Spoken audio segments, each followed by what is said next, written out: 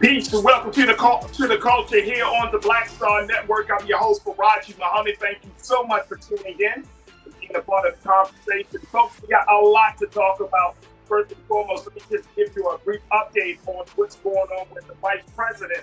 Vice President Kamala Harris is leading the charge against tackling housing injustice.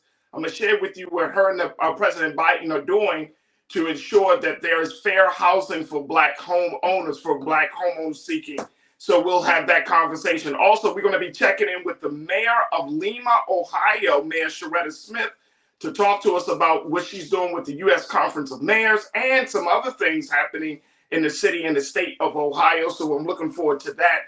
Later, for our big culture convo, actor Damson Idris revealed that he channeled the devil to play his role of Franklin Saint in Snowfall for the final season. He said he wanted to get certain type of energies. But then there was a little side effect of that. So we'll share with you what happened to him. And of course, we got something for you for Trends Posted doing the most. So stay with us. We got a lot to talk about right here on today's edition of The Culture here on the Black Star Network. Let's go.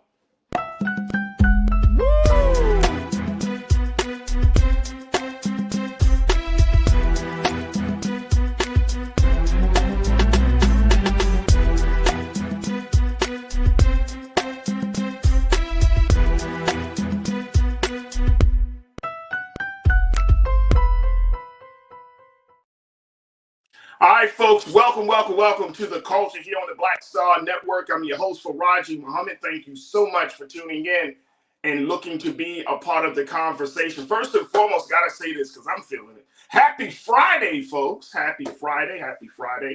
Man, the month of May just went by, and now we're in the month of June. Look at that. Very, very interesting thing. Folks, we got a lot to talk about, so I want to just jump right in to share with you something that I think that we should bring to the forefront, and I'm not hearing a lot of conversation around this issue, which is, of course, the issue of housing injustice, and an issue that we have talked about here on this show for many, many times. We know that it is a big, big issue. Well, the Biden-Harris administration has decided to move forward and creating some relief for those Black folks that are seeking a home, who are looking to sell their home. So I want to share with you what the Vice President Kamala Harris is doing or has announced just yesterday in tackling this housing discrimination. My big question I'm asking you folks is, will it help? Will it help? Keep that in mind as I'm sharing this information with you. First, let me share with you what the Vice President said yesterday. Check out this quote. She said, "Today, I'm proud to announce we are developing a rule that would require the financial institutions ensure that their appraisal algorithms are not biased. For example, that they do not produce lower valuations for homes owned by people of color." She said this on a call with reporters. She said, "We are also releasing the guidance to make it easier for consumers to appeal what they suspect to be unbiased valuation." Now, millions rely on the equity in their homes to put their children through college, to fund a startup, to retire with dignity, to create intergenerational prosperity and wealth, according to the Vice President. She also said, "We also know for generations, many people of color have been prevented from taking full advantage of the benefits of home ownership." Now, Vice President said only about 5% of home appraisers are people of color, a share the administration hopes to grow through training opportunities for groups underrepresented in the industry. The administration will also make home valuation data for more than 600,000 properties public, growing a pool of data that includes 48 million homes. Man, oh man. All right, so this is the piece around the Vice President announcing this initiative. And crew, I want y'all to check in with me. I see some folks are already checking with me on our YouTube page as we're streaming live on the Roland Martin YouTube page, and we want you to join us in the conversation. My big question is, folks, as we are looking at this whole situation, do you think it will help? Now, we know that there has been a huge discrimination when it comes to Black folks who are going into the housing market either to buy a home or to sell a home. We know that there has been a lot of systemic racial barriers that have been placed about that have been put into place. But here's the other thing about this. Remember, we talked about this at I will say some time ago. We talked about how when you have those appraisers coming out to the homes and they value their homes much less, statistics show that they value their homes of black homeowners much less than they do of white homeowners. Again, another example of systemic racism. And so for the vice president and the president to come up to try to figure out a way to deal with this, what do you think? What is your take on this? Join me in a conversation. Post your comments on our YouTube page as we're streaming there on YouTube, but also check us out on Black Star Network and Amazon News. Carolyn Gunter. Carolyn, thank you so much for checking in, and I'm glad that you kicked us off in the conversation this afternoon. You said, I commend Vice President Kamala Harris, who was doing so many great things to help us Black Americans and so many others, which most people don't ever give her credit for. Mind you, God always reveals. Well, that's part of the conversation, and that's part of the reason why, Carolyn, that I wanted to bring this to the forefront, because we don't hear a lot from about Vice President Harris, unless it's in a negative light, unfortunately, right? She still is the first Black woman vice president. She still is the first woman vice president. I mean, you know, she's breaking boundaries and barriers and everything. But this is a major issue. And I think a lot of people have been, and I'm sure you probably would agree with me on this, Carolyn, a lot of people have been asking, like, why isn't the vice president speaking out on these racial issues in a much stronger way? You know, why aren't we seeing that enough of her in these spaces and in part of these conversations? And she really is a part of some of these conversations. We just don't know about it. And we can talk about how the Democrats have a problem announcing their wins or talking about the progress that they are making. But I felt that this was important. So many of us have talked about the home ownership situation. We know that to some degree, home ownership leads to some form of, as the vice president said, some form of equity and wealth.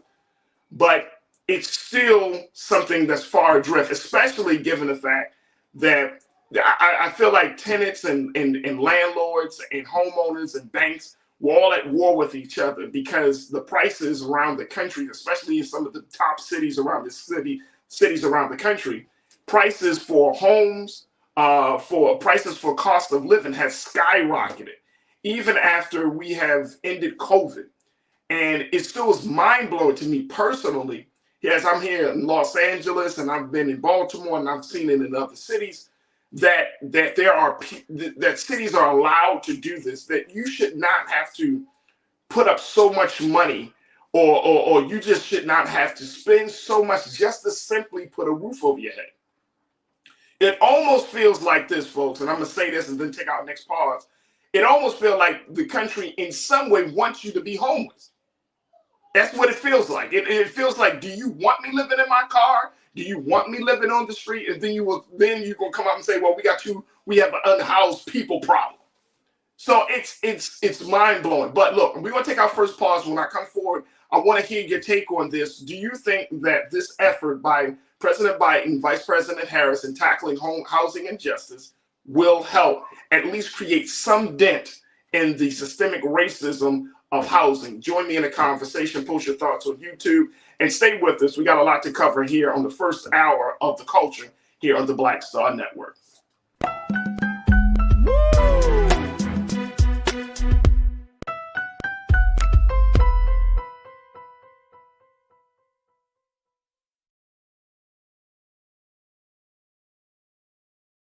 All right, folks, back to our Road Mark Unfiltered video in just one moment. When you talk about blackness and what happens in black culture, we're about covering these things that matter to us, speaking to our issues and concerns. This is a genuine people-powered movement. There's a lot of stuff that we're not getting. You get it, and you spread the word. We wish to plead our own cause too long have others spoken for us. We cannot tell our own story if we can't pay for it. This is about covering us. Invest in black-owned media. Your dollars matter.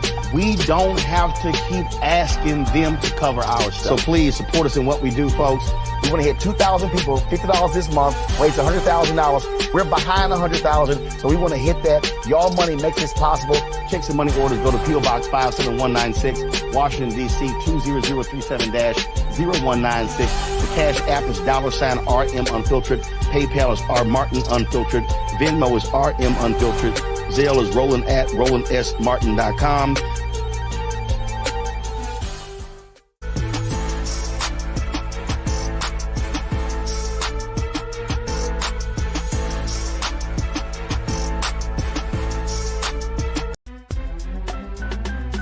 I'm Faraji Muhammad, live from LA.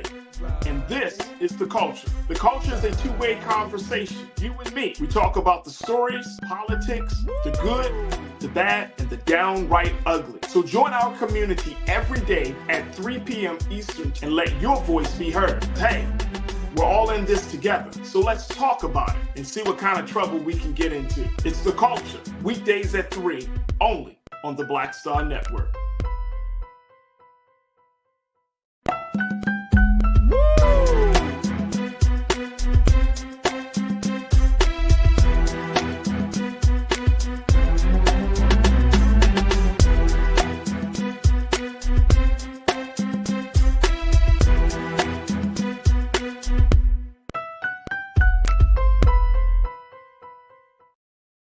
All right, folks, welcome back to The Culture here on the Black Star Network.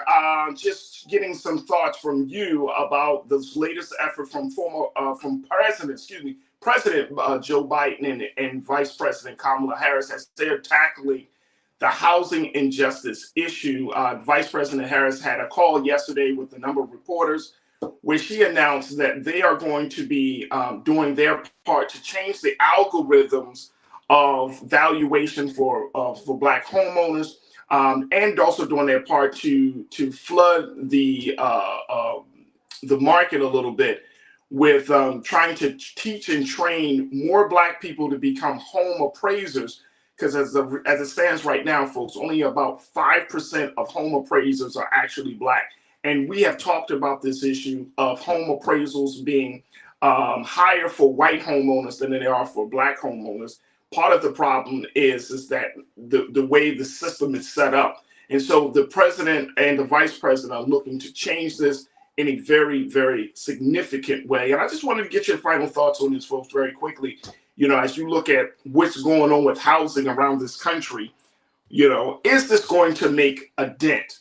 Is this going to help Black folks get into homes, get out of their homes, get money and the equity that they deserve? Do you think this will help? All right, let me go back to what you got to say, crew.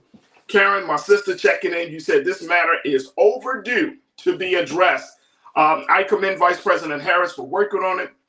When my home is appraised, I tell the appraiser, I know the comps in my area. My appraisals have sometimes been higher. Yeah, you know all of the details, Karen. I get it. And I get it. And it's crazy that now that we are at a place where when someone comes to our home to provide a service, we got to do their job better than they do their job. I'm going to say that again, y'all. It's crazy that I got to walk, you know, kind of come behind you and make sure that you do your job instead of me fully relying on your professional, quote unquote, your professional expertise.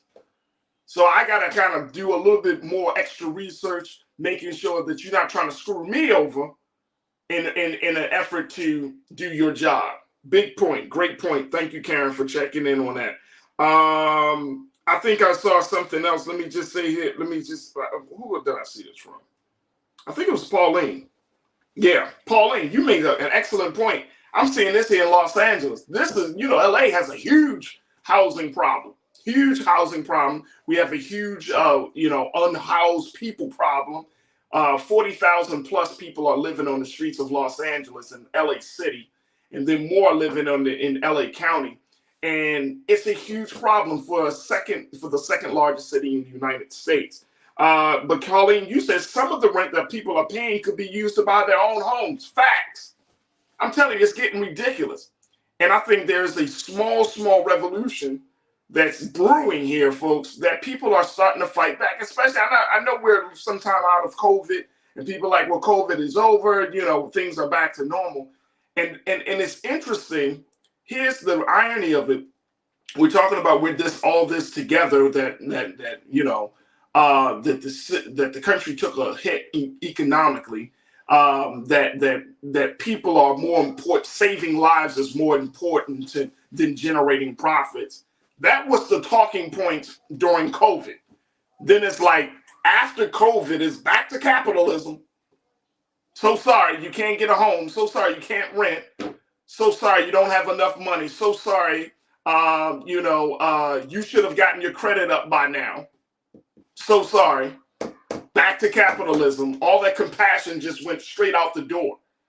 So that's what we're looking at. I mean, if you're paying $25,000, $3,000, $3,500 to rent a place versus using that same money to rent a home, that's a problem. So Pauline, I'm with you. It's a very, very big problem. Let me see if I can get one more here before we take our next final pause. And then we're going to be checking in with the mayor of Lima, Ohio, Mayor Sharetta Smith, in the next segment. Here, taking in here, Naughty Ways checked in and said, LA here. Big shout out to you, Naughty Ways. Thank you so much. Tiana, you said a one-bedroom apartment is $1,200 here in Chicago, and the minimum wage is $15 an hour. Who can afford that? Hey, Tiana, as we've been saying this, the math ain't mathing. I don't know who can afford that. You folks talk about $15, man. Look, I'm gonna just say this very quickly. Let's stop talking about $15 minimum wage as if that's a livable wage in this country. $15. Come on, folks, y'all do the math on this. $15 is not a livable minimum wage. We need to talk about $25, $30. I mean, if we want to keep it real. If we are serious about making sure that people can live off of the wages that they earn when they go to work each and every day, that they don't have to think about having, one full-time job, a gig job, and then an additional job on the side, their little side hustle. That's crazy. That's absolutely insane. And yet there isn't enough brought down on banks, on realtors, on apartment complex managers, all of these places, forcing them to say, look, enough is enough. America can't keep operating and moving forward like this as if the people are going to continue to take on all the burden of corporate America. I don't care. I remember having a conversation about this during COVID. I'm going to share this and then we're going to move on. But I remember having a conversation about this when somebody told me, and I'm forgetting what corporation, but somebody told me, well, the business took a hit. The business took a hit during COVID. Can we stop trying to humanize businesses? They are entities. They are not real. They are not living things. These are entities made up by human beings. You mean the business took a hit during COVID? Well, what about people that took a hit during COVID? What about people's lives, their health, their economic situation? What are you talking about? The business took a hit, man. I've heard some homeowners, and I've heard some landlords, and I'm not saying all landlords, but just some of the landlords and some of the operating management companies talking about, we had to eat a couple of months. So what? So what that you had to take a little loss on your million-dollar enterprise while people are trying to figure out how they're going to pay rent from month to month? So what? So let's just keep this in perspective, and it forces us, folks, and I'm going to say this, and then we're going to take a pause, but it forces us to ask the question, do folks really care about people in this country? I'm not saying we got to just completely throw away everything and just uproot to the point where it's unrecognizable. No, but I'm simply saying that people's lives aren't going to just jump back in order after a pandemic, a global public health crisis.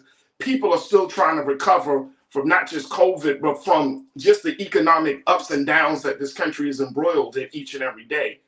And you worrying about the livelihood, the sustainability of a non-living entity.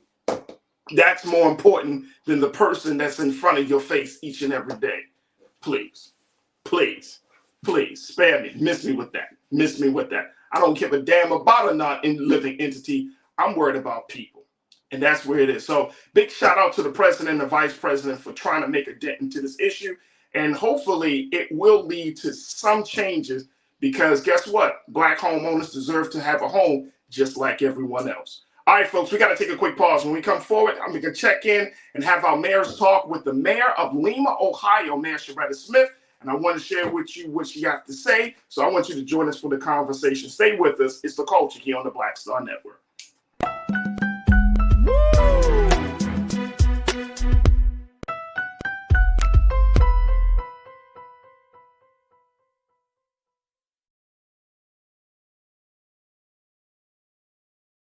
When you talk about blackness and what happens in black culture, we're about covering these things that matter to us, speaking to our issues and concerns. This is a genuine people-powered movement. There's a lot of stuff that we're not getting. You get it, and you spread the word. We wish to plead our own cause. Too long have others spoken for us. We cannot tell our own story if we can't pay for it. This is about covering us. Invest in black-owned media. Your dollars matter. We don't have to keep asking them to cover our stuff. So please support us in what we do, folks. We want to hit 2,000 people, $50 this month, raise $100,000. We're behind 100,000, so we want to hit that. Y'all money makes this possible. Checks and money orders go to P.O. Box 57196, Washington, D.C. 20037-0196. The Cash App is $RM Unfiltered. PayPal is R Martin Unfiltered. Venmo is RM Unfiltered. Zelle is Roland at RolandSMartin.com.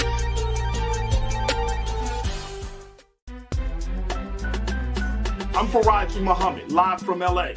And this is The Culture. The Culture is a two-way conversation. You and me. We talk about the stories, politics, the good, the bad, and the downright ugly. So join our community every day at 3 p.m. Eastern and let your voice be heard. Hey, we're all in this together. So let's talk about it and see what kind of trouble we can get into. It's The Culture, weekdays at 3, only on the Black Star Network. Folks, Black Star Network is here. Oh, no punches! I'm real revolutionary right now. Support this man, Black Media. He makes sure that our stories are told. Thank you for being the voice of Black America, Roland. Stay black. I love y'all. All momentum we have now, we have to keep this going. The video looks phenomenal. See, this difference between Black Star Network and black-owned media and something like CNN. You can't be black-owned media and be scared. It's time to be smart. Bring your eyeballs home. You dig?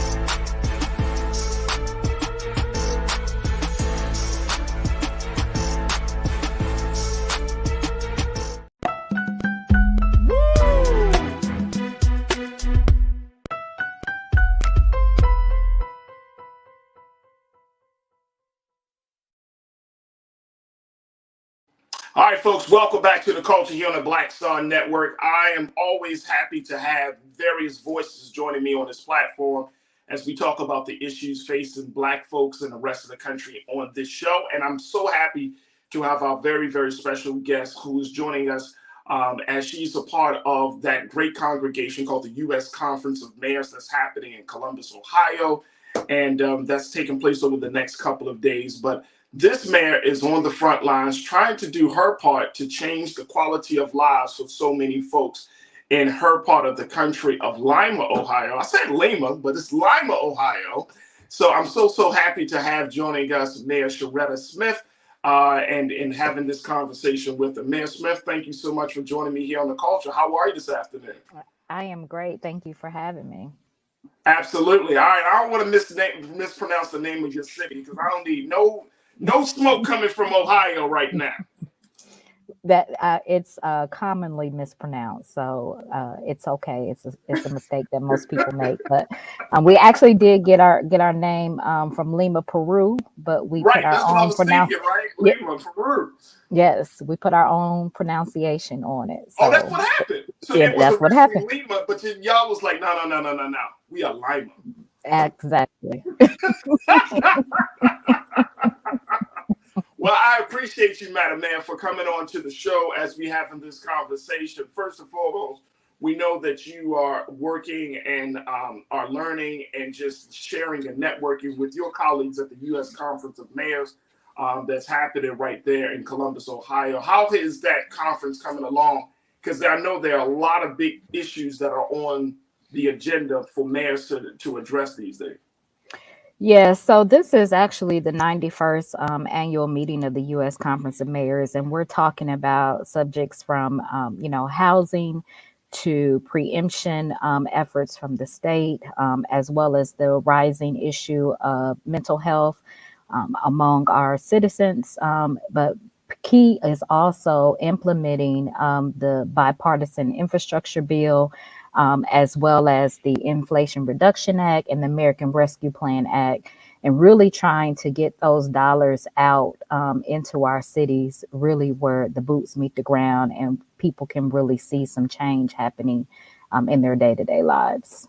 That's beautiful. Now that's beautiful. So as you probably heard from the previous segment, talking about what Vice President Kamala Harris is leading the charge with her and the president, tackling this housing injustice that we've been seeing over this country over the past few years specifically. What is the Conference of Mayors? What are your colleagues? What are you and your colleagues planning to do to make things a little bit more equitable for Black homeowners, Black home sellers, Black home buyers? Make it equitable for Black folks getting into that market. Yeah, so a lot of our cities are really using American Rescue Plan Act dollars to increase opportunities for home ownership, particularly among Black and brown individuals, but also trying to put some investment in those areas that have been historically experienced disinvestment. And we know that those have been communities where, Black and brown people live, quite frankly. We're fortunate that, the Secretary of HUD, Secretary Fudge, Ms. Marsha Fudge, she's a former Ohio mayor. And so she will be addressing the conference on tomorrow, along with talking about what her agency is doing with what Vice President Harris recently announced as well. That's awesome. That is awesome. Look, Madam Man, we're going to take a quick pause. When we come forward, I want to talk a little bit from talking about the national things to some of the things that you're doing in Lima, Ohio, because there are a number of different initiatives that you are working on. And I want the people to know, especially kind of connecting the dots, because, we know that your city has about 25%. I was looking at the research, 25% Black. Mm-hmm. And, a lot of us may not even know what's going on in that part of the country. So I want to give you an opportunity to share with us some of the great work that you're doing. Folks, we want you to join us in the conversation as we're checking in with Mayor Sharetta Smith of Lima, Ohio. We want you to post your comments on YouTube, share your thoughts, get your questions in, and let's continue the conversations. But stay with me. We got a lot to cover. So stay with me right here on The Culture on the Black Star Network.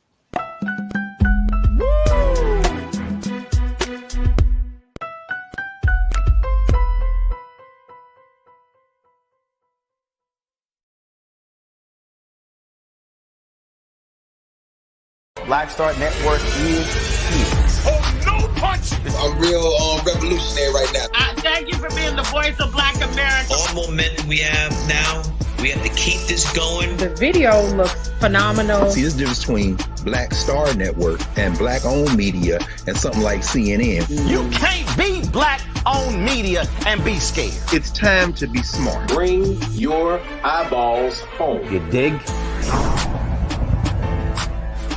When you talk about Blackness and what happens in Black culture, we're about covering these things that matter to us, speaking to our issues and concerns. This is a genuine people-powered movement. There's a lot of stuff that we're not getting. You get it, and you spread the word. We wish to plead our own cause too long have others spoken for us. We cannot tell our own story if we can't pay for it. This is about covering us. Invest in black-owned media. Your dollars matter. We don't have to keep asking them to cover our stuff. So please support us in what we do, folks. We want to hit 2,000 people, $50 this month, raise $100,000. We're behind 100,000, so we want to hit that. Y'all money makes this possible. Checks and money orders go to P.O. Box 57196, Washington, D.C. 20037-0196. The Cash App is $RM Unfiltered. PayPal is R Martin Unfiltered. Venmo is RM Unfiltered. Zelle is Roland at RolandSMartin.com.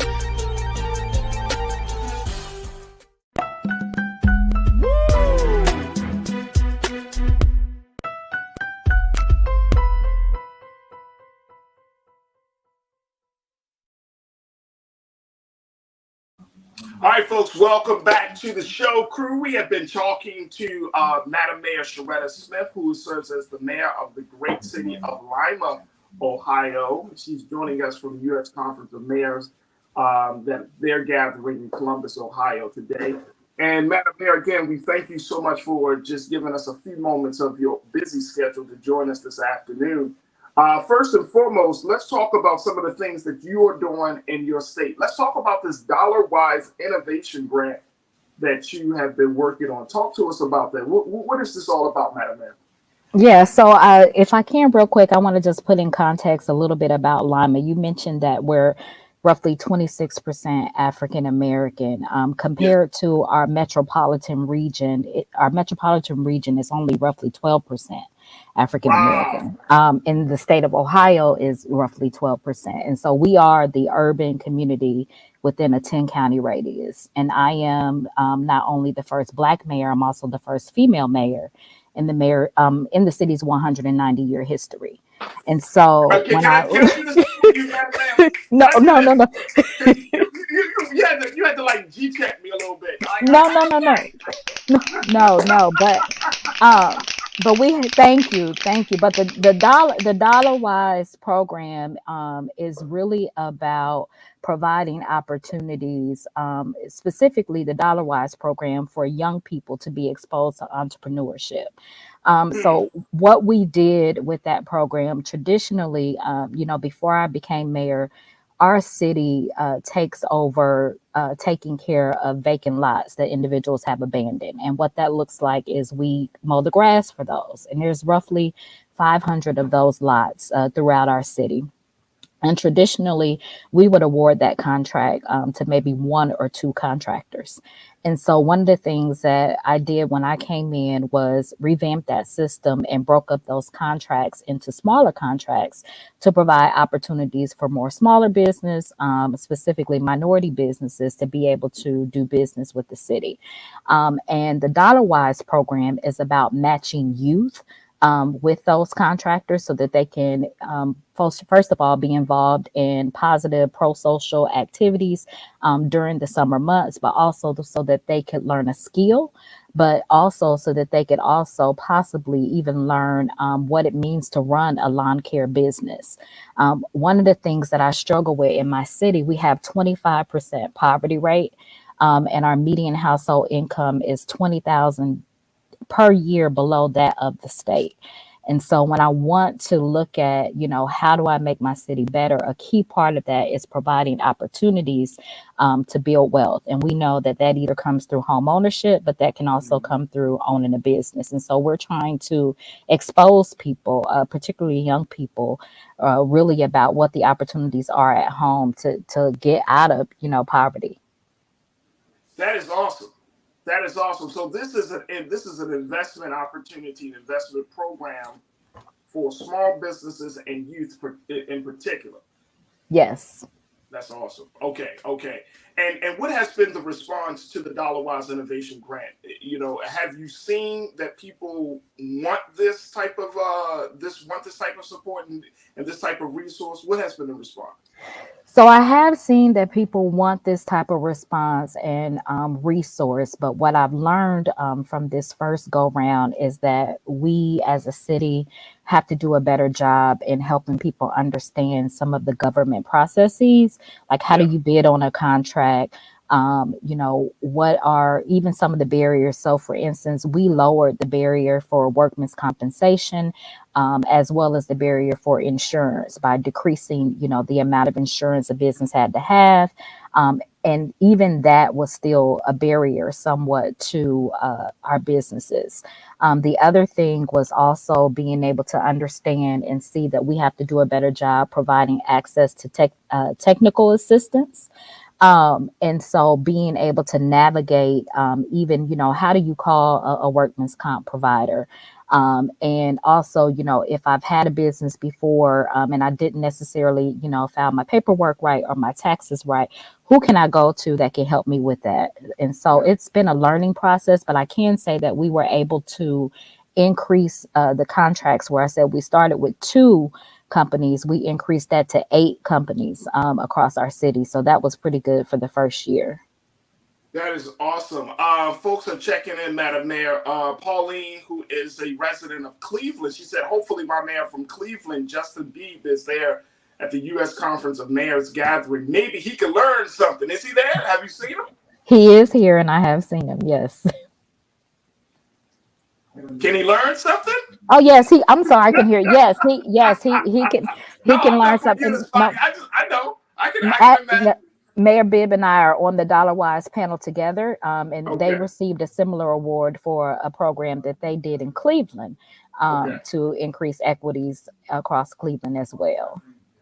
That's awesome. That is awesome. So let's talk a little bit about not just the Dollar Wise, because that's talking about investment, but there is a great concern about the state of Ohio in general. I was doing some research, Madam Mayor, and one of the things it was talking about is that now that Ohio seems to be, the population for the state has actually gotten older and whiter, and that they're seeing, let me make sure I got my notes right here, because I was like, this is very interesting, that people are leaving the state of Ohio, so the population is decreasing, the workers are leaving, and legacy cities like Columbus, even though they say Columbus is somewhat of an outlier in the situation because there's some form of growth in the city of Columbus, but that the other areas and other regions around the state are losing or considered to be legacy cities, but they're not being fully supported and invested.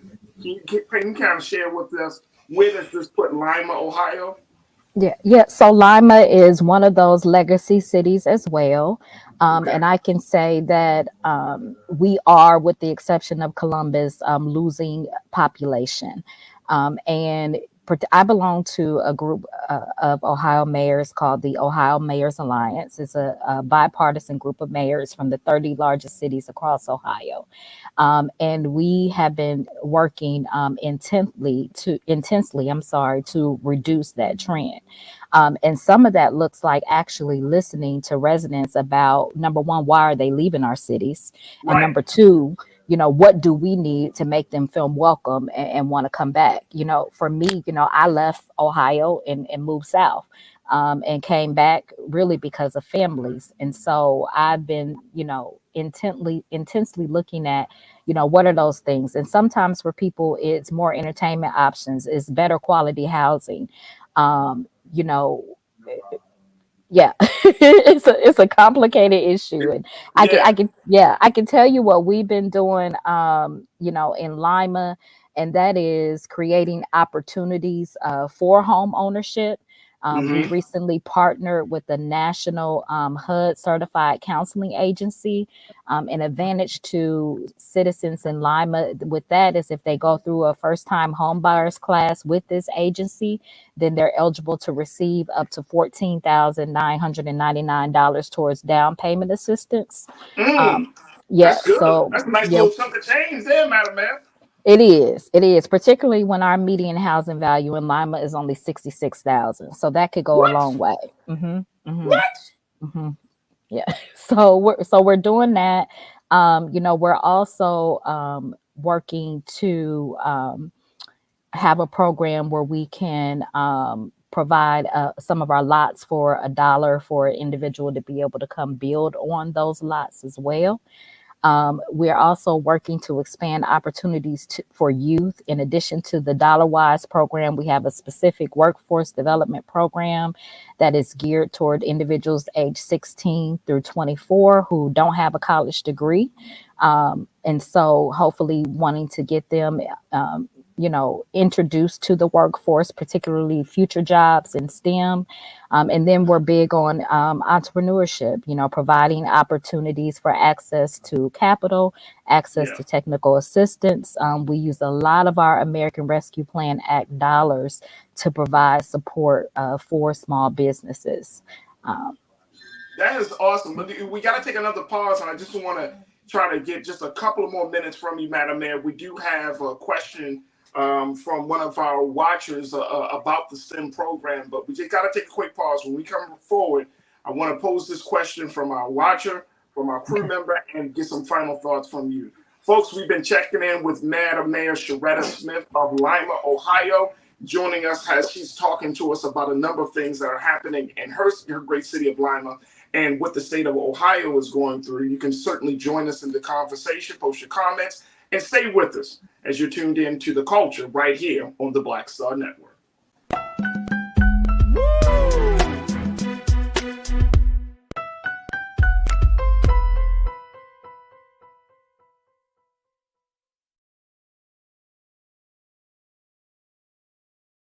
Folks, Black Star Network is here. Hold no punches. I'm real revolutionary right now. Support this man, Black Media. He makes sure that our stories are told. Thank you for being the voice of Black America, Roland. Hey, Black, I love y'all. All momentum we have now, we have to keep this going. The video looks phenomenal. See, this difference between Black Star Network and Black-owned media and something like CNN. You can't be Black-owned media and be scared. It's time to be smart. Bring your eyeballs home. You dig?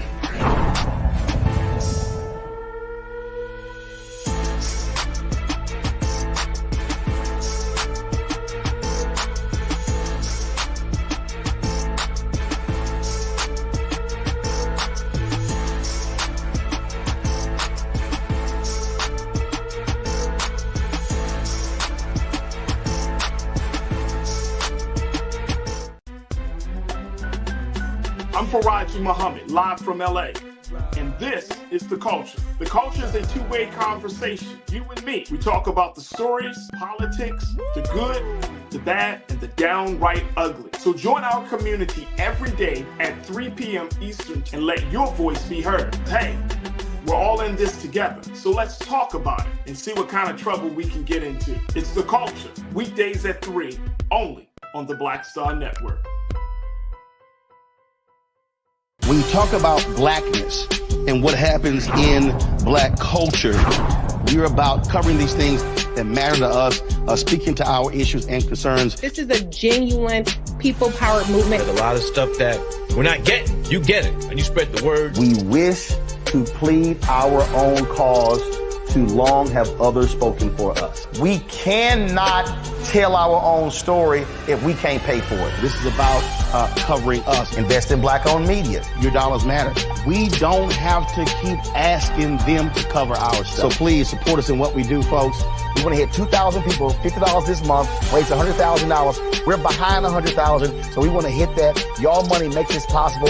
Checks and money orders go to P.O. Box 57196, Washington, D.C. 20037-0196. The Cash App is $RM Unfiltered. PayPal is R Martin Unfiltered. Venmo is RM Unfiltered. Zelle is Roland at RolandSMartin.com.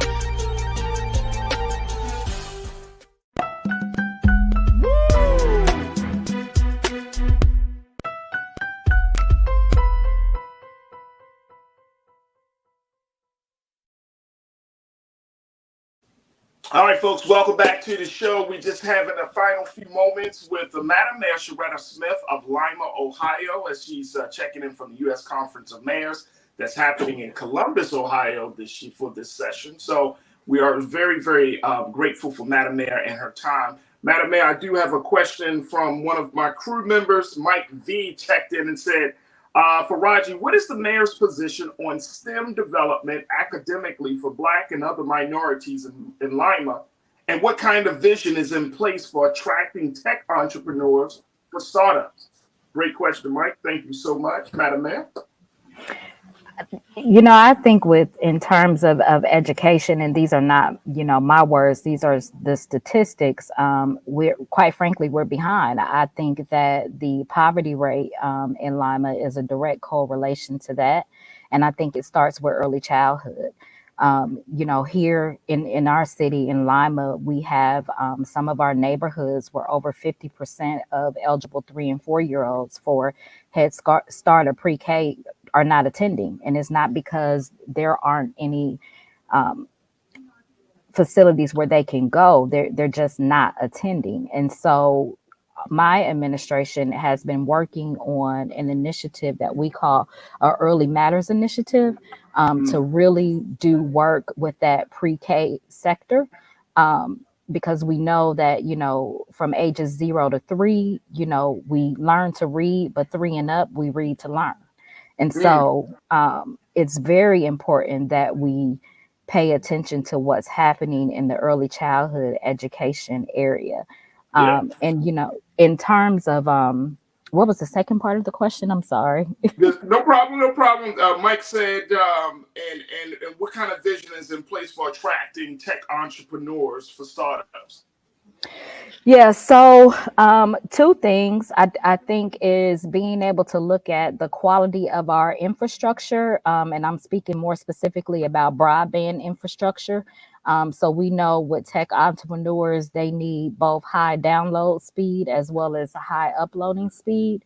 And so one of the sessions that I'll be attending today is the session on broadband, also pushing the federal government's initiatives right now to increase broadband in our disadvantaged areas, and also making sure that the city of Lima is heard in the state's digital equity plan.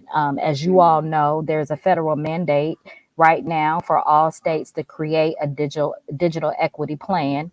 And there is also a mandate that cities are heard, and i.e. citizens are heard in that plan. And so we're going to be very engaged with that. That information is due in August, and to make sure that there are no areas in my city where the digital divide will determine the outcome of the quality of life for the people that live there. The pandemic showed us that, you need the internet really to attend a doctor now. You need the internet for education. So there's not a world without broadband. Absolutely. You're absolutely correct. Madam Mayor, with the last few moments that we have with you, and again, we're greatly appreciative and grateful for your time. I know that speaking from tech to now looking at women's reproductive rights, that the state of Ohio is in a major debate because of a decision coming down from the high courts there about abortion. And it looks like there's going to be because the court favored putting this idea of having abortion on the ballot. It looks like that's the direction that the state of Ohio is going to be going, putting I guess what do they call it, Madam Mayor, like an amendment or? So it is a ballot initiative, whereas there will be an August special election to increase the threshold for putting initiatives on the ballot to 60%, which is huge. And while abortion is the issue that is front line, is not just about abortion. The constitutional implications of this move by our state legislature can be dangerous if this passes. And so there's lots of boots on the ground out getting petitions, getting signatures, and really talking to the citizens about voting no on this measure. What kind of impact will it have on Lima? Will it make a direct impact, or will it kind of be an indirect situation? It'll be a direct impact. So it won't just be a issue of abortion. It will be any issue that you want to put on the ballot. You have to meet that 60% threshold. Gotcha. And particularly in areas where, voter turnout is extremely low. Right. 60% is a really large barrier to overcome. So essentially what it's saying is that we're going to take the power away from the people, and we're going to decide at the state legislature level what's best for the people, rather than allowing people to decide for themselves, which is contrary to the democratic principles of our government. So that is going to be up on the ballot, you said, in August. So Yes. We will have to kind of keep our eyes on. It's going to be a very hot summer for Lima to try to figure out whether, what's going to be the next step in this. Madam Mayor, with 30 seconds left, how do we stay connected? We are seeing things happening across this country in Black America, from everything from economic issues to policing issues and whatnot. What would you say to the folks that are watching today, those Black folks that are in other parts of the country? How do we tune in and stay connected to the good and sometimes the unfortunate that can come out of Ohio, out of Lima, and making sure that we are all on the same page, at least about something? Number one, I would say, if I had to sum it up, I would say don't get distracted. And understand, what the agenda is, and continue to talk to one another and to work together about, what we want to see our cities, our states, and ultimately our country look like. I arrived at this space and being able to be the mayor of my city, because I had grandparents that moved from the South during the Black migration to Lima to work. And for them, it was all about opportunity. And I would say, we've been fighting for opportunity for forever, really. Right. Yes, ma'am. And, right. Being divisive among one another and getting distracted with side issues is just not worth it, because really the future of, our children and grandchildren is on the line. Some of the things that I've been seeing come out of, the legislature, come out of the federal government, are things that I never thought I would see in my lifetime. Right. And I'm a lawyer by trade. And so I understand what kind of precedent is being set with some of these statutes and some of these moves that are being made. And so I would say we need to stay educated. We need to stay vigilant. And we need to keep talking to one another and get on the same page with what that agenda is. And it really is what and I'll end by saying this. I'll quote Dr. King. Dr. King asked America to be what she said she was on paper. And that's what we want. We want America to be the land of opportunity for everybody. Absolutely. Amen. Amen. You might want to throw out there, you probably a little pastor, got a little pastor in you there too. It's a little special calling. Yeah, my granddad was a deacon. So. I'm not surprised. Surprised. Madam Mayor, I truly appreciate your time and your insight in keeping us up to date on what's happening in the great city of Lima, Ohio, and more importantly, what's going on with the people there in that part of the country. We appreciate you. How can folks stay in tune with the work that you're doing? So I am on Twitter. I'm also on Instagram as well. And the handles for those are Sharetta for Lima. It is very simple. Sharetta for Lima. All right, Madam Mayor, we appreciate your time again. Thank you so much. And we look forward to reconnecting with you sometime soon to give us your insights about everything that's happening, giving us a progress report. But thank you so much for joining us here on The Culture, here on the Black Star Network. Thank you for having me. Absolutely. All right, folks, I got to take a quick pause. When we come forward, let's check in, have our big culture convo, talk about Damson Idris channeling the devil for the final season of his hit show, Snowfall. What does that mean? What does that really mean? We're going to be checking in with culture crew member Corinna Denise to get her take on that and more, a whole lot of other stories. So stay with us. More of the culture coming up next here on the Black Star Network.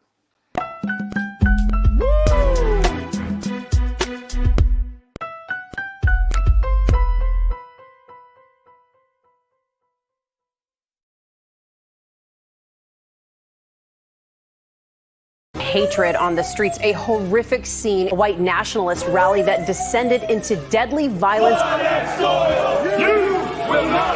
White people are losing their damn minds.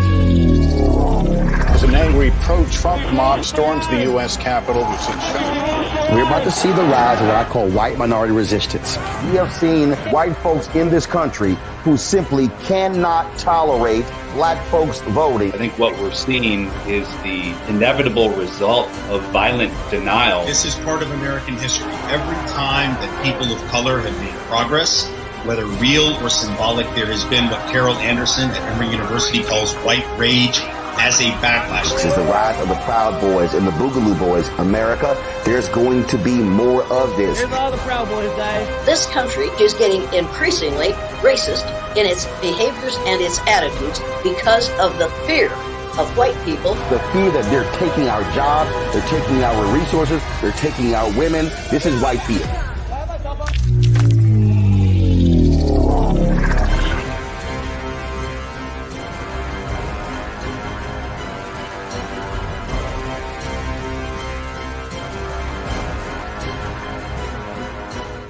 Black Star Network is here. Oh, no punch! I'm real revolutionary right now. Thank you for being the voice of Black America. All momentum we have now, we have to keep this going. The video looks phenomenal. See, there's a difference between Black Star Network and black-owned media and something like CNN. You can't be black-owned media and be scared. It's time to be smart. Bring your eyeballs home. You dig?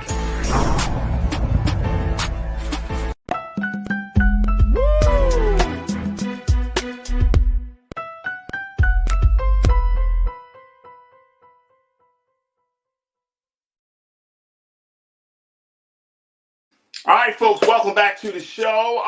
Let me just start this segment off because I think this is a very interesting story. Some of you might be like, why are we talking about this? It's very interesting.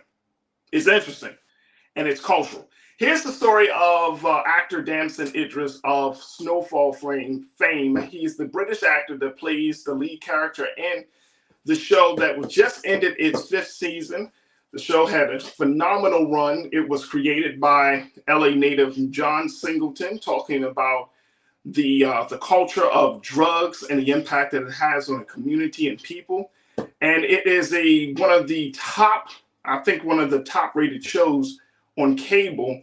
And Damson Idris was sitting down with a group of other highly, I would say, very talented actors in a special round table where he talked about his process of getting into the character of drug dealer / entrepreneur Franklin Saint. But as the character arc of his character got more and more darker for the final season, and if y'all watch Snowfall, y'all know his character just went through it. For the final season, he said he decided to get through an actor's block by taking on a very, very different view of what his character needed to do and how he can express his character. Take a listen to what he had to say. I remember sometime we do 10 episodes for my show, and in this last season, I was hitting a block, right? I was like, oh, I'm not doing it right? So I went in the corner, and then I was looking at the wall, and I was like, come on, devil, right? Come to me, because I had to do something like crazy, right? Had nightmares for a month. So it does come to it or after? Like I had nightmares every day. Like I felt that energy. Oh, interesting. And I had to pray and do all this stuff to like get rid of it. And you call your mom up and you're like, bring me back to life. And that stuff is real. That stuff really is real. Should he have kept that to himself, folks? I don't know. All right, let me bring in my culture crew member for the day, Corinna Denise, who is an advocate. She is also a college advisor and an educator. And I just wanted to throw her into this conversation on a curveball. Corinna, how you feeling? Good. It's Friday. How are you, Faraji? Happy Friday. All right, so here's the thing. Like, this is very interesting because I've seen like this was a trending topic on social media, right? where people are saying, well, why did he even reveal this? Like, why would you go out in public and say this? But it seems like, and as I studied acting when I was in school, you know, you have these what they call method actors, and these are actors that take themselves, they like fully envelop themselves into the circumstances, into the mindset of their character. There are a number of method actors that we've often seen. Like you might think of Heath Ledger when he did Batman, when he played the Joker. Or you might think of the gentleman in the name Christian Bale when he plays some of his characters. He played this character called the Machinist, which was, he had to like lose all of this weight to get to this, to get into the role of his character. So when I heard this, I was thinking to myself, wow, are we at this place where that this is necessary? Like you have to channel the devil. And when I was seeing some of the responses to this video on Twitter, people were like, and this is why we should not watch certain shows. Because if an actor is putting himself in a space like that, imagine what it is doing to us as consumers of this program. And it made me think, exactly, that's what I said, Corinna, when I read this. I was sitting there like, and I was, you know, because I really love Snowfall. I think it's one of my favorite shows, you know what I mean? But it's like, wow, do we take in that same energy that he called for? What's your take on this? Okay, so crew, do not crucify your sis, but I have never seen Snowfall. It's not that I'm not interested. All right, Corinna, it's nice talking to you. Have a fantastic Friday. I'm about to talk to the crew. I know, but I'm really interested. I know the show has ended, but I think I'm gonna go and binge watch one day and catch up to the rest of y'all. I don't know, because I loved Power. I think it's kind of similar, right? So I don't know why I didn't watch Snowfall. So okay, so I hope you guys will give me some grace. But yeah, I was a little taken aback too when I saw the article and him saying that in the video. Initially, I just didn't even know how to respond. But I will say, I'm not a trained actor, so I know sometimes you have to pull emotions from different places in your life experience to really convey and evict a certain character. But I was taken aback that he had to go that dark. I really don't know what to say about that. But to your point, Faraji, if it consumed him in that manner, where he said like he almost needed to be exorcised of going to the devil per se and asking for the devil to come to him so that he could portray, what's the name of his character? I think it's Franklin, right? Franklin Saint. Isn't that funny? His name is Franklin Saint. And it sounds like some guy that you can trust. Yeah, but to be fair, I did see a tweet from Lecrae saying that, Franklin was supposed to be, the devil that season. So I guess he was really trying to embody the character. So I guess it's a matter of how far should you go? Maybe other actors have had to do that too. We just haven't heard from them. So I don't know. He's being very transparent. He didn't have to share it. You say he played right. Here's the thing, though. I think this is interesting, right? Because there are like I can think of 5 shows. Well, three shows that I think really touches the nerve for Black folks in this country: BMF, Power, and Snowfall. And I think it's interesting that we do have this fascination. As much as we talk about drugs, violence, the whole situation, there is this fascination that we do have with seeing those stories play out in front of us, right? There is this fascination. I was watching Power, and it was just, and it was like, and I'm sorry, I'm still mad about what happened to Ghost. Let me just say okay, I'm gonna just throw that in there. All right, I get you. Carry on. Wait, I was watching Power. I was watching the about his son Tariq, and I'm watching that one, right? Okay. So that one is, I think that's a phenomenal show. I think it continues the story. But it's interesting. It's like, inherently deep down inside that these are not good people, but you're rooting for them. Yeah, I know, right? You know what I'm saying? Like, we're rooting for Ghost, but Ghost killed people. Yeah, Ghost was trying You to know get what out I'm the saying? game, and Tasha was like, "No." Right. You know what I'm saying? So it's like, is this something on us, like that culturally, where we root for the bad guy, right? And in some way, shape, or form. And I think that's interesting. So when I heard Damson say this, it's like, yeah, because I think a lot of us, it's like the more vicious, the more callous, the more devilish that you show your character, there's some parts of us that are still like, yeah, you know what I mean? We kind of crave for it. And I don't know culturally if that is like what's going on there. Yeah, I don't know. I think the thing that's shocking for Raji is like, wow, did you really have to go to such a dark place? Like, you're going to the devil himself to portray, devilish characteristics of Franklin. So that's interesting. But I think there's probably another side. We don't know what kind of exercises, things that actors do. Like, I don't know the craft that in depth, and I don't know if that's part of the craft. So I raise those questions. Like, no, channeling the devil is not part of the craft. I don't remember my acting teachers ever told me, like, if you really want to be satanic, go into a seance. Like, but you know what was really deep to me was when he was saying he had to really pray himself out of that. Like, he was like, it is real, and that almost that he needed to be exercised. Like, what? Like, that's deep. And I have heard other actors say, that they've become so involved with the character that they were still in character even after like filming was done. So I've heard that to be true, and that could happen. But for it to be in this case where he is, portraying essentially being like the devil, like, that's deep. And there may even be some trauma there. I don't know, but I think it was brave of him to share it, especially in our society today, where you're crucified for putting anything on the internet.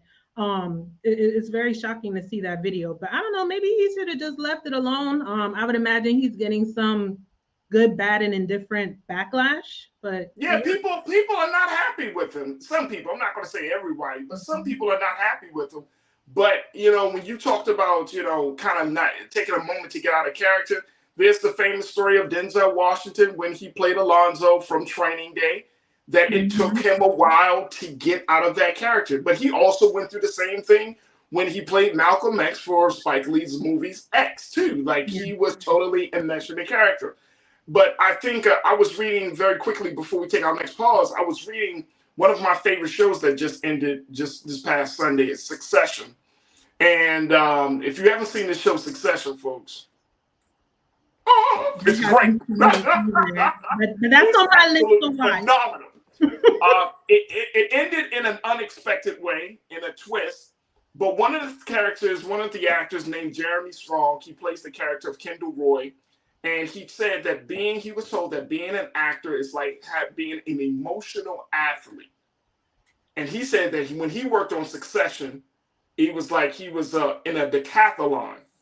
So when we talk about trying to, and this is the beauty of acting and the craft, is that you got to be nimble and flexible and willing to, quote unquote, we often said it, go there. Yeah. You have to go there. And culturally, I wonder how much of an impact does that make to go there, especially in 2023, where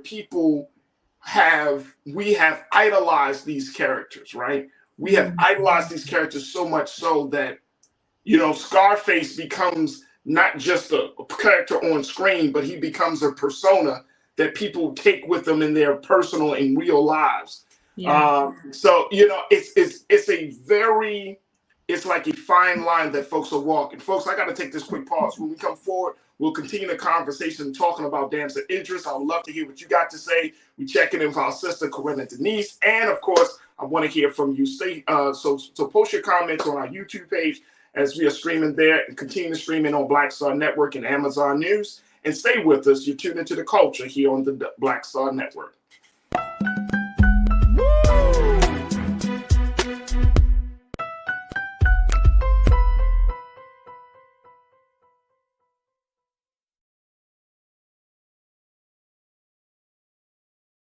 Black Star Network is here. Oh, no punching! I'm real revolutionary right now.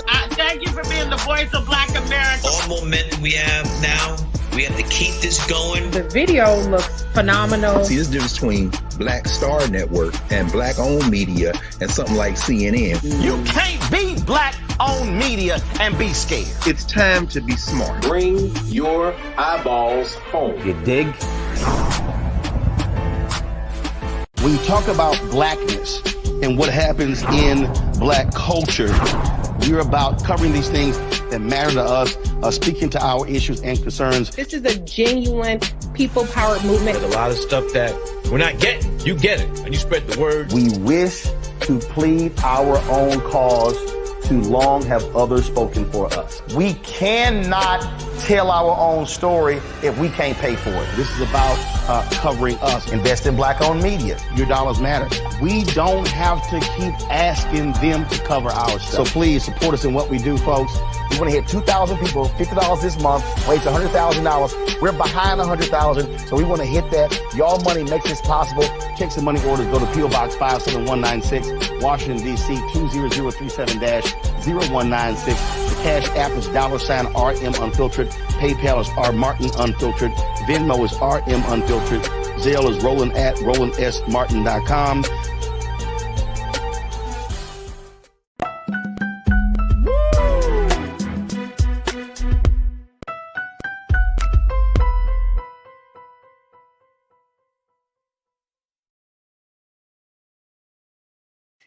All right, folks, welcome back to the show. We've been talking about the revelation that actor Damson Idris had recently shared on a roundtable that he had with other actors, where he talked about how he decided to channel the devil as he played his character Franklin Saint for the final season of the hit show Snowfall. And the actor Damson said that it took him some time to break out of that space, mentally, emotionally, spiritually, that he had to pray his way out. He had to seek his mother for assistance, and that he was experiencing nightmares over a month after calling on the devil to inspire him for his character. When art imitates life, and then it gets too real. We've been checking in with my sister Corinna Denise to talk about this. But Corinna, how do we? And I'm saying again, this is one of those conversations, because as much as we are quote unquote conscious, as much as we seek good things, there's that part of us that is still attracted to the taboo. Is part of us that's still attracted to the darker elements of our humanity, right? Of our thinking. And that's one of the really fascinating things that I find to be interesting, especially when you're studying like psychology, social science and everything, that the human being has this constant like compulsion that regardless of where we might be, there's a little bit of inclination towards the darker side of who we are. Do you think that that is something that we should be concerned about in controlling? I mean, I think we should be cognizant a little bit, but I mean, yeah, I think everyone's going to take it as they take it, I don't know if it's something that we really need to have this big concern about. I don't see it that way. Yeah. Because my biggest thing is that when we look at how these characters play, and I mentioned it, how these characters play on our view, like it's so funny that especially in hip hop, I've seen, when we think about hip hop music and think about the characters that surround hip hop music, I'm thinking of like a Rick Ross, where the real Rick Ross was the guy who went into prison. He did drug dealing. He did all of the stuff. He served his time. He came out, decided to change his life, and he's doing some things better for himself, his people, and his community. But then you have the other Rick Ross, Mr. Rick Ross, boss. That Rick Ross. You know what I'm saying? And it's like the concern that I have is that sometimes, and I'm talking about not just young people, I'm talking about grown ass men and women The concern of I have is not being able to distinguish fiction from reality.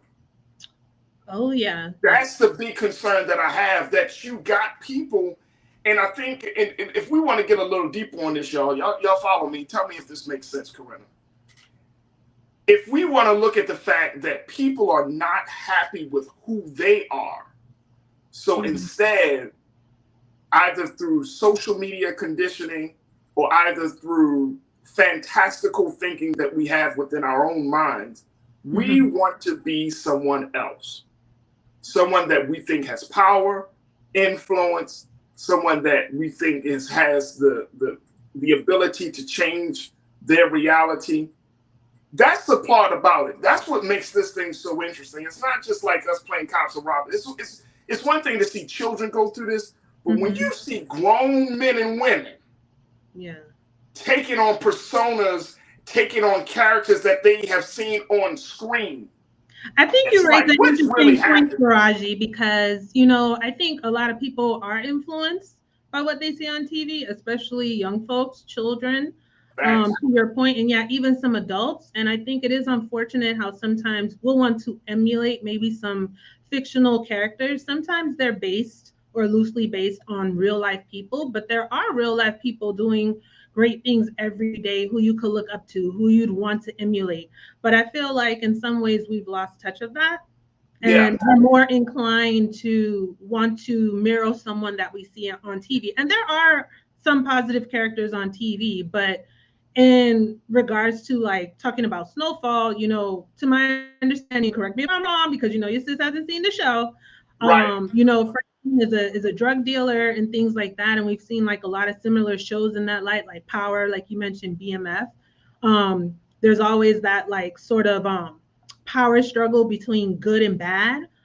So how heavily influenced are we being? And then in addition to that, now with like Damon Idris saying, he really had to go there, and consult the devil to play a devil. That's really deep, and I think it's just basically sifting through those different elements and information and making sure that people who are being influenced, this is just a TV show, right? Like these characters can be real to an extent, but you need to kind of learn how to separate what's entertainment and what's an actual character. And if you are going to emulate something, hopefully what emulate would be the good things that you're going to take away from the character. I'm sure there's some maybe good traits to Franklin, even though that was the life that he chose, right? But good in that it could actually be applied positively and not necessarily based on what his character had to endure throughout the series of Snowfall. So I think it's just absolutely. Being knowledgeable of what's real and what's not real. And see, this is why y'all remember, and Corinna, you remember the conversation that we had here about the Rap Act, right? Where now there is they're trying to come up with a way, it's on both sides, that lyrics from rap music, lyrics from artists cannot be used against either the artists themselves or others who might be involved in committing a crime, right? Like, so some people are saying, yes, rap music has so much power and influence, it can cause people to commit crime, to go out and do some harm to another person. Whereas other people are saying it's just entertainment, right? It's only entertainment. That's what Jay-Z said, right? It's only entertainment. But some people, it becomes this other thing.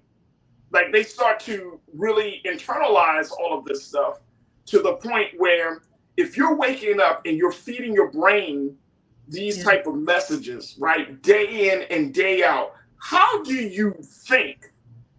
I mean, how in the world won't you think like that? Right? You know what I'm saying? If you wake up and you're taking in the music that talks about women, misogyny, you're talking about killing your brother, you're talking about, slinging bricks. And it's all, you know what I mean? But I mean, talking about putting holes in people's moms and all of this stuff. Yeah. It's like, how do you really expect that's not going to play on your psyche, your view of yourself, your view on the world? I listened to some of that music, and I remember like, there was a point in time, Corinna, where I was like, bro, I'm not supposed to be conscious, but I'm listening to N-word this, shoot that, and I'm supposed to be trying to get into a higher space of enlightenment, but yet, it just doesn't fit. It's not consistent with who I want it to be versus who I put myself out to be. You know what I'm saying? So I think that like all of us, we have to go through that process. Yeah, we definitely have to have some self-evaluation, right? You know, I personally don't like to use N-word. I don't really argue with anyone who chooses to, you know, but my stance is, you know, I don't want to be called something that was used to oppress us. And I don't think it's cool that, oh, we just took the word "why." We've created so many wondrous things on our own. We're great. I don't need to take from them and turn it and flip it into something. But that's just my stance. If you feel differently, that's you. That's cool. I respect that. I disagree, but I respect that. But yeah, definitely, Faraji, to your point, when you listen to something over and over again, whether it's good, whether it's bad, it starts to influence your life. And it takes a really strong person to decipher between the two. Something that comes to mind right now, I'm a helpless romantic. I really, really love Shonda Rhimes' Bridgerton. Oh, okay.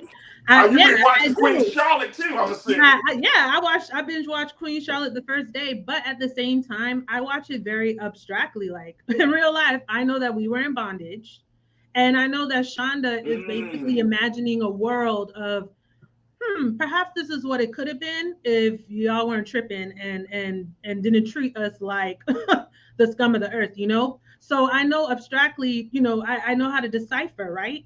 But there might be someone who doesn't necessarily know that. And who's to say what that will look like now, especially we know what all was going on, how they want to erase history. But I say all that to say I had to acquire that knowledge, right? And study and things like that, and mentors and people who are influential to me in a positive way, to be able to sort through that information and to understand, like, just because I'm seeing these characters, I might see some things that imitate real life and some it just might be fiction. So that's very important. And it's very unfortunate, Faraji, too, that where we have a higher exposure to the things that are negative, it seems like that's more easily accessible, especially with social media and these damn smartphones, especially with children, rather than the positive. You know, I think you and I come from a time we had to pick up the phone to know who was on the other end, right? Like cell phones. You know, I'd be taking my kid's phone and like going through it. Like they have so much easy access to things these days that, you know, there was a time when you had to walk into the store to get like the tabloids, right? Now it's just like you just swipe your phone and all the dirt, all the news is there. So it's like all this negative stuff is just so much more easily accessible. So we really need people to be more positive influences. And you know, I know everyone's not always fortunate to have that exposure. But for those of us who do, you know, I think we need to be responsible to make sure we spread that positivity, so that we don't end up in situations like that. Because to your point again with like the rap music, and I mean not just rap music, because there are some R&B artists even. You're absolutely right. So it's not just that. So, you know, and then you can kind of argue with the freedom of speech bit too, but yeah, all these things are influences, and it really takes someone, you know, strength to reject them and to know like, okay, yes, you can enjoy entertainment, but yeah, like I said, like me with Bridgerton, I love it. I love the romance, but I know it's not real, y'all. And that's I gotta take a break, but that's the point that I want us to kind of key in on, because we may have to become more intentional in protecting our consciousness. Wow. Right? Like we have to become intentional, because like when we say we're winding down, say it's Friday, the weekend is here, you know, we're going to turn on some stuff on TV that doesn't feed our conscience. And this is not me being self-righteous. Trust and believe. I watch a lot of these shows. Yeah, I watch Ratchet sometimes. I might want to watch Housewives sometimes. And sometimes you can't watch it right now. But yeah. But a lot of times we're taking in that information at a time where we've already expended so much other energy in fighting through the day that by the time we sit in front of the TV set, we don't have the immunity, the mental immunity to fight against those new messages, right? So we go to sleep with them, we wake up with them, we wonder why we're angry as hell when we wake up in the morning. Like, there is a connection to all of this. Folks, y'all getting me going. Y'all getting me going, Coretta. Look, let me just take a quick pause. When we come forward, more conversation about this. Stay with us. It's The Culture here on the Black Star Network.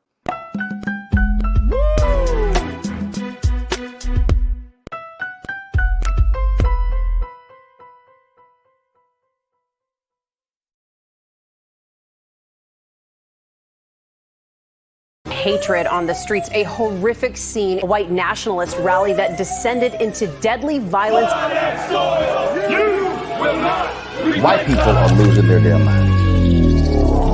As an angry pro-Trump mob storms the U.S. Capitol, we're about to see the rise of what I call white minority resistance. We have seen white folks in this country who simply cannot tolerate black folks voting. I think what we're seeing is the inevitable result of violent denial. This is part of American history. Every time that people of color have made progress, whether real or symbolic, there has been what Carol Anderson at Emory University calls white rage as a backlash. This is the rise of the Proud Boys and the Boogaloo Boys. America, there's going to be more of this. Here's all the Proud Boys, Dave. This country is getting increasingly racist in its behaviors and its attitudes because of the fear of white people. The fear that they're taking our jobs, they're taking our resources, they're taking our women. This is white fear.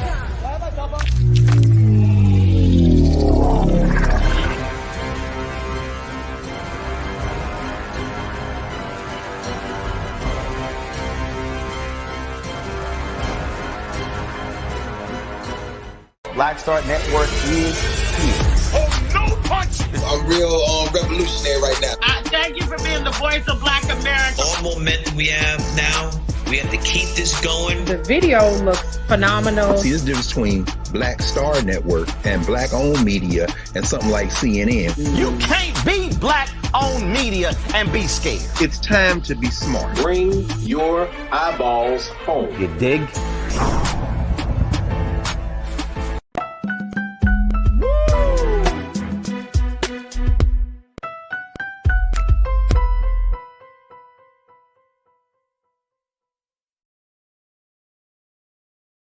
All right, folks, welcome back to the show. We've been checking in with our culture crew member for the day, Coretta Denise, talking about Damson Idris taking on a devilish spirit to complete his show, Snowfall, where he played the drug-dealing entrepreneur, Franklin Saint. He said he went to the devil, and he called on the devil to be the inspiration for his character, but the side effect was that he personally had undergone nightmares, and he found it very hard for at least a month to get out of that emotional, mental, and spiritual space. But now we're talking, it opens the door to the power of influence from TV, movies, and other messages that we all submit ourselves to in some shape or form. And Coretta, I want to bring you back into this because the crew is talking right now, Coretta. The crew is talking. Sean Ryan, you checked in and said DMX alternative Evil Self was Shorty and Eminem was Slim Shady. You also said DMX album is dark and hell is hot. It's an album about this convo with the devil. Yes, it is. It is. But it's an internal discussion. Right? It makes me think of the great psychologist Carl Jung, who talked about the shadow self. And the shadow self with Carl Jung, he talked about how there are parts of our psyche, of our thinking, the dark parts, things that we don't want people to know. And this is the space I think we're finding ourselves in now, Coretta. The things that we used to hold back, that we used to hide from people, is now being exposed. And I'm talking about the deep, dark desires of who we are. The things that that you would normally put a filter on, be like, I don't want to say that, because that might make me sound crazy. Now, if you say certain things about the darkness that's within the human spirit and the human soul, there's an audience for that. There's an audience for that. And I think that we see this type of relationships and this type of engagement on social media a lot, where people want to reveal the darkest and deepest secrets, even when you meet with somebody. Even when you meet with somebody, y'all might have a conversation. I remember years ago having conversations, and people want to know your secrets. Like, damn, man, like yeah, there's no more mystery. I think social media has eliminated that. There's no more mystery. Yeah. There's and I think it just speaks to this place that we find ourselves in. Now, I want to go to something that let me see who brought this up here. One of our great crew members. I want to look at it. Because you talked about, I think it was, damn, I can't even see it now. Y'all talking a lot on this joint today. So the screen is moving so fast. But it was brought up that this show for Snowfall is not a show that, you know, sometimes people believe that just because you have a show like Snowfall or BMF or even Power, that these shows are used to glorify drug dealing, street life, and all of these things. I don't think that's the case. Me neither. If you look at John Singleton, I'm looking at Snowfall specifically. John Singleton, who wrote Higher Learning, he made Boys in the Hood. His mission as a filmmaker, as a director, as a writer, was not to glorify, but to show the end result that there's nothing pretty about this lifestyle. There's nothing glorious about this lifestyle. But what if someone took that away as a positive, where they're like, you know, oh, there's no way I'm going to ever get into the game because Franklin just had a downfall. You know what I mean? Like, Ghost, right? And he wanted to get out of the game, but he couldn't get out. I'm trapped. So I'm definitely not doing this. Maybe somebody had a takeaway like that. You never know. And to your point, I don't think the shows are necessarily to glorify. It's just that the writers are depicting things from maybe experiences, people that they know, maybe a lot of circumstances that really happen. Just because it's negative, I disagree with that. I don't think it's because it's being portrayed on the screen that, they're glorifying it. I think they're bringing awareness to it, attention to it, giving you some personal insight to it to broaden, maybe what you already think about it based on little that you know, and then you're seeing it on the screen. You kind of have more of an idea as to maybe how it really is. It might change your perception in a way, whether it's good or bad or indifferent. So yeah, you're always going to have people who take away those negative influences, but I don't want to just knock this out of the park and just assume that there isn't any positive takeaways whatsoever. You know what I mean, Faraji? Like, I just Absolutely. I think for us is that it just forces us, and this is part of the reason why I wanted to have this conversation about the story. For us, it forces us to stop, reflect, and to think about the things that we want to bring in. Like so many of us, we tend to believe that the culture is outside of us, but the culture starts within us. And if we are messed up in the head, if we're taking in certain messages, if we don't check ourselves or check into ourselves every so often, we will find ourselves to be like Franklin saying. As one crew member said, he was a nice, decent kid at the beginning, and he ended up being the worst human being on the planet Earth. That we can all be a part of a culture where we're like, no, I'm good. It's like, you remember the old saying, like, if you put a frog in a cup of boiling water, if you were to put a frog in some water and boil it, it would not jump out of the water automatically. Because its tolerance becomes higher and higher versus if you put a frog in a boiling water, it's going to naturally respond. And that's the way the culture can sometimes get, is like we initially might push away certain elements of messages, but then over time we start to tolerate it, and then over time we start to embrace it, and then over time we start to embody it. You are so right, because we tolerate and we embrace many things that we shouldn't, and we're so indoctrinated in it and curated by it that it's really hard to let go of. And it just goes to show, like, again, it takes those positive influences, hopefully, to outweigh the negative ones. But yeah, Franklin started out good. That's some knowledge for me. I didn't know that. That he was like a really good person in the beginning. He was a decent kid. He wasn't. But to Tiana said it. Snowfall was a cautionary tale on what happens when you make that choice. That's the point. Like, I think John Singleton was trying to bring us in rest in peace to John Singleton, but that's the point. He wanted to show a cautionary tale. Like, this is so easy from us to get from one place to another. We all assume that everybody is not affected, or we all that.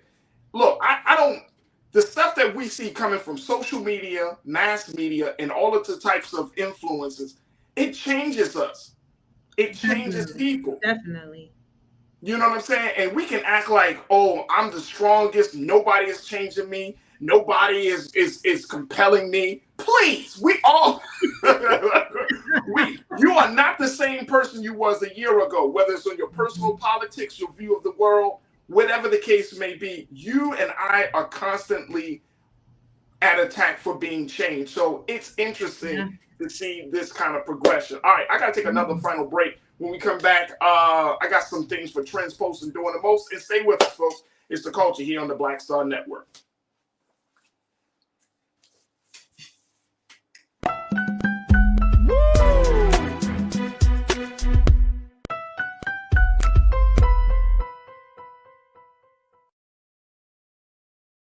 Pull up a chair, take your seat. The Black Tape with me, Dr. Greg Carr, here on the Black Star Network. Every week, we'll take a deeper dive into the world we're living in. Join the conversation only on the Black Star Network.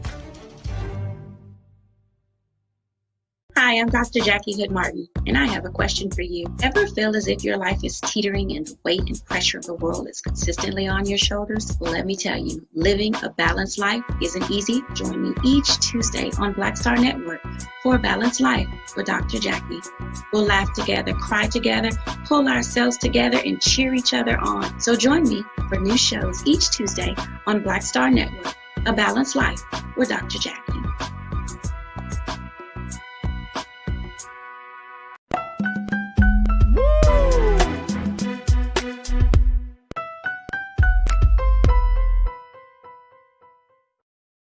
All right, folks, welcome back to the show. Let me bring my sister Corinna Denise back into the frame.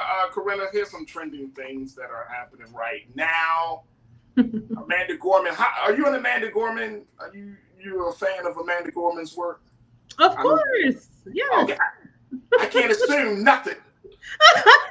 You don't want to take any chances? You don't want any backlash? Look, I like her work, but some people not a fan of Amanda Gorman. Look, we're home. We're on the Black Star Network, so we value Amanda Gorman here. Go ahead, Amanda. Carry on. We love you on this side. We love you on this side. Come on to the culture, sis. Come on over to the culture. Well, y'all remember? You remember, Corinna, when I talked about the fact that your hometown, Miami-Dade, has officially abandoned her book, The Hill I Climb. Well, we got to be specific, though. It was elementary curriculum in Miami. Elementary curriculum. Okay. Well, now, apparently, her book sales have soared after this Florida ban went into effect. Yep. It was just after it was announced that her acclaimed poem, The Hill We Climb, was banned in Florida's Miami-Dade elementary school curriculum. She's experienced a boost in interest and support. And so 3 of her literary works, including her collection of poems called Call Us What We Carry, the hard copy of the now controversial poem she read at Joe Biden's inauguration, The Hill We Climb, and her children's books, Chained Sings, have each made Amazon's bestseller list, according to the Hollywood Reporter. How about that? Look at God. Look at God. So what they meant for evil, God will take it and turn it for good, right? All things work together. So all they did was give sis a higher stature. A lot of people became curious. And you know what also too? I need to actually get my own copy of The Hill We Climb, because I would imagine that's going to be a collectible, because she read the poem at the inauguration. So yeah, so I'm glad. I hope they feel like shit for and they see the sales, but I think this is amazing, and I hope the sales also speak to something that you and I were talking about on the show a couple of weeks ago. In the meantime, while they're trying to ban history and take it out, that doesn't mean we can't teach it, y'all. We still need to be sharing these things with our children. Like I said, I talked about the village. We have places outside of the classroom. Kids are always learning, and it shouldn't just take place in the classroom. So that's important. So shout out to Amanda Gorman. We support you. Keep thriving, sis. And yeah, I think this is amazing. And I hope it also propels people to also get some of the other books that have been quote unquote banned. Because there's so many books, and just for the most ridiculous reasons. But we have to always remember, just because it's not in school, doesn't mean you can't pick it up at your bookstore. Check it out from the library. Well, hopefully, I guess it depends on where you live, because God knows they'll probably come for the public libraries next. You can't even check it. Right. How about that? But I say all of this to say, like, I think this is amazing, Faraji. Absolutely, it's God did. That's all I can say. God did. Davey, Davey said, check this out, Corinna. He said, Amanda has a way with words. I'm not patriotic at all, but her inauguration poem was fire. The delivery, the pace, the wordplay. She was spitting for real. Yes. So I agree. It's just interesting. And here's the thing too. Just real quick. Something else that this young woman stands for. I mean, she's a Harvard graduate. She grew up in a single parent home. She's very young. I think she's not even 30 years old yet, I don't think, so I think she is a positive, motivating influence for the youth, how to use your words effectively. So, I hope the little raggedy parent who filled out the form, who thought it was Oprah who was the author, because, we all look alike. We all look alike, So she didn't even know who the hell wrote The Hill We Climb. Like, oh, you know what? Let me just put Oprah on here real quick. Yeah. You just shot her book sales up. So thank you. What you thought was for damage, but it's good. There we go. There we go, Keenan. Let's hear that one more time. Yes, sir. Yes, sir. Yep. The price has just gone up, folks. Big shout out to Amanda Gorman, and really importantly, I think one of the big lessons we can take from this, I was always taught by a wise man, every knock is a boost. When you're trying to do something good, when you're trying to do something righteous, every knock against you is a boost. So big shout out to Amanda Gorman. How about that? Corinna, I appreciate you, my sister. Thank you so much for joining me and being a part of my musings as we talk about the culture. It's always a pleasure to check in with you. And I look forward to connecting with you, God willing, next week. Peace. All right, folks, that's going to do it for us. I thank each and every one of you. We have had a fantastic week of conversations and special guests. Next week, we're going to keep it rocking and rolling. I got some more special voices to join us in the discussion, so make sure y'all tune in. But more importantly, do your due diligence. Go to our website today at blackstarnetwork.com, blackstarnetwork.com. Show your support for what we're doing here each and every day here on the social media space, and we would love to get your support, financial support, sharing the content, and most importantly, letting people know that Black digital media is here and we're here to stay. So go to Black Star Network and follow us on Instagram and Twitter. And while you're there, follow me, yours truly, Faraji Muhammad. You can follow me at The Real Faraji on Instagram and at Faraji on Twitter, and I would love to connect and build with you. All right, folks, that's going to do it for me. 6 o'clock Eastern Standard Time, Roland Martin Unfiltered. But as always, never be afraid to challenge what's wrong. Stand for what's right while being yourself in the process. God willing, we will talk on Monday for another exciting edition of The Culture right here, only here, exclusively here on the Black Star Network. Thank you so much to my team. Thank you, crew. Have a great weekend. Peace.